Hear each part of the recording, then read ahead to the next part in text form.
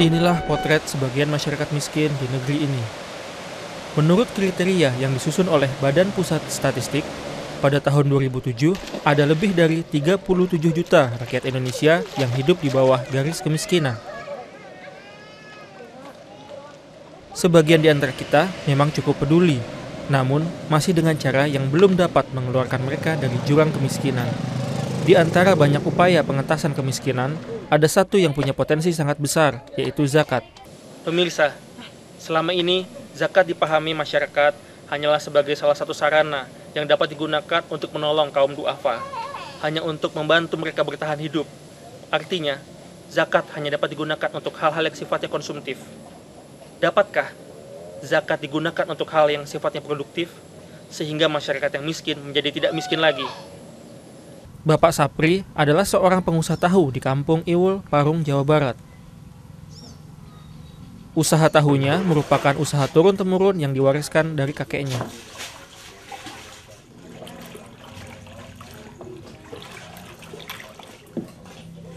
Meskipun sudah berjalan lama, usaha tahunya sempat hampir bangkrut ketika isu tahu berformalin ramai beredar di masyarakat.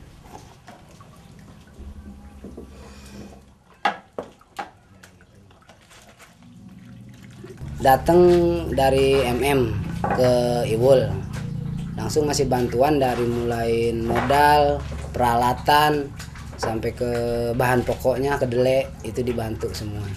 Karena kita benar-benar lagi butuh sama modal gitu. Kalau misalnya nggak datang itu ya nggak tahu dah modal dari mana gitu. Dengan dana yang bersumber dari zakat, masyarakat mandiri berusaha membantu kelompok-kelompok usaha masyarakat seperti Pak Sapri yang membutuhkan pinjaman modal. Pinjaman ini sama sekali tidak berbunga. Lembaga Pengembangan Insani atau LPI membangun sekolah menengah bernama Smart Excellencia. Sekolah ini untuk anak-anak yang berasal dari keluarga tidak mampu, namun mempunyai potensi kecerdasan yang luar biasa.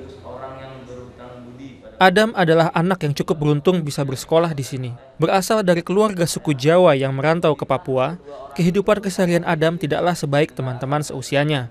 Penghasilan orang tua Adam yang tidak menentu harus cukup untuk menghidupi dirinya dan kedua adiknya. Ketika lulus SD dan hampir putus sekolah, Adam mengikuti seleksi nasional untuk meraih beasiswa bersekolah di Smart. Setelah serangkaian tes dilaluinya, kini Adam bisa melanjutkan studinya. Seseorang tidak dapat produktif hidupnya jika fisiknya tidak sehat. Atas dasar semangat itulah layanan kesehatan cuma-cuma atau LKC dibangun untuk masyarakat tidak mampu. Ibu Hamimah secara mendadak tidak dapat berjalan normal sejak hamil hingga anaknya kini berusia 9 bulan. Dibantu ibunya, Ibu Hamimah yang ekonominya pas-pasan melakukan pengobatan di LKC.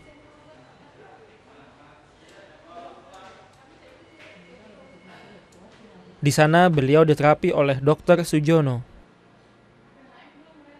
Dr. Sujono Marto Atmojo adalah seorang dokter spesialis syaraf yang sebenarnya sudah memasuki usia pensiun.